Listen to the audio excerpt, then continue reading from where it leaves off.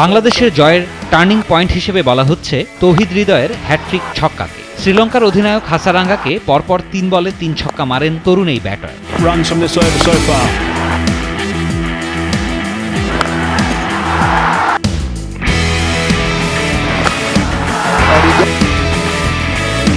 হাসারাঙ্গার করা ১১তম ওভারে বাংলাদেশ জয়ের ভিত পায়। ওভারের প্রথম বলেই স্লগ সুইপ করে মিড উইকেটের উপর দিয়ে বিশাল ছক্কা হাঁকান হৃদয়। দ্বিতীয় বলটি স্লটেই পেয়েছিলেন তৌহিদ হৃদয়। ডিপ স্কোয়ারের উপর দিয়ে হাঁটু গেড়ে উড়িয়ে মারেন, বল আছড়ে পড়ে গ্যালারিতে। ওভারের তৃতীয় বলটি হাসারাঙ্গা আউটসাইড অফে ফেলেন।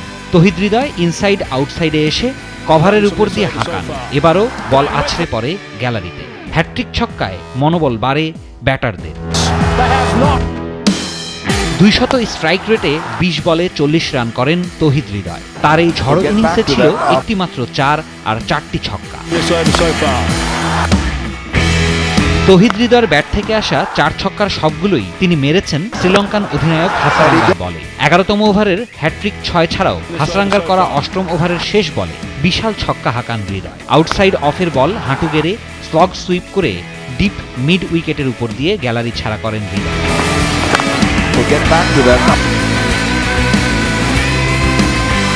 এর আগে বাংলাদেশ ব্যাটিংয়ে যখন ধুঁকছে তখন ক্রিজে আসেন তৌহিদ হৃদয়। হৃদয় যখন ব্যাট করতে আসেন তখন বাংলাদেশের স্কোর ২৮ রানে ৩ উইকেট। দেখে শুনে খেলার কথা থাকলেও হৃদয় শুরু করেন মারমুখী ঢঙে।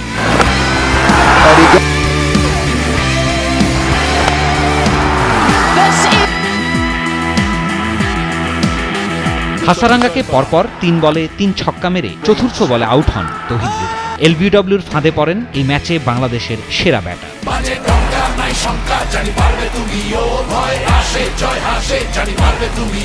হৃদয় যখন আউট হন তখনও বাংলাদেশ জয়ের জন্য ৩৪ রান দূরে। হৃদয় আউট হবার পর বাংলাদেশের ব্যাটাররা ছন্নছাড়া হয়ে যায়, একের পর এক উইকেট পড়তে থাকে। শেষ পর্যন্ত মাহমুদুল্লাহ রিয়াদ বাংলাদেশের দর্শকদের মুখে হাসি ফোটান। সিরাজুল মনির শুভ, নাগরিক।